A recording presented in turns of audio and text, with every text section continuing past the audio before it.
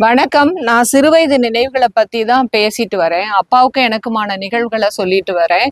அப்பா வறுமையில தான் வாழ்ந்திருக்காங்க. அதனால ரொம்ப கஷ்டப்பட்டு படிச்சு துறையூர்ல வேலைக்கு வந்ததுனால எங்களை எப்படியாவது படிக்க வச்சிடணும்னு நினைச்சாங்க.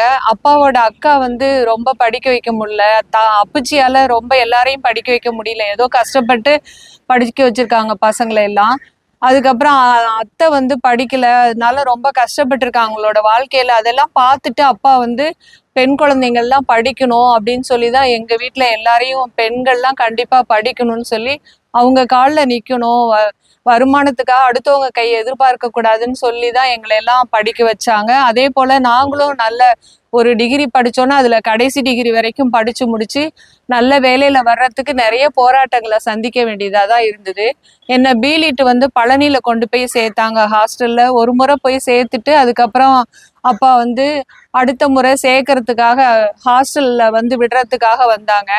அப்போ மாசத்துல ஒரு முறை மடல் எழுதுவாங்க.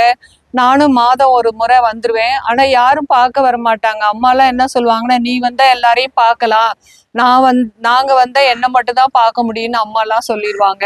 30 ரூபாய் கேட்டா அப்பா 50 ரூபா கொடுப்பாங்க, 50 ரூபா கேட்டா 100 ரூபாய் கொடுப்பாங்க. எங்களை சிரமப்படாம தான் அப்பா படிக்க வச்சாங்க. அதனால அப்பா படிக்க வச்சதும் நாங்க இப்படி எல்லாம் வாழ்றதுக்கும் அப்பா ரொம்ப காரணமா இருந்திருக்காங்க. அதுக்கு அம்மாவும் துணையா இருந்திருக்காங்கங்கிறத வாழ்க்கையில என்னைக்கும் நான் மறக்கவே இல்லை. நன்றி, மகிழ்ச்சி.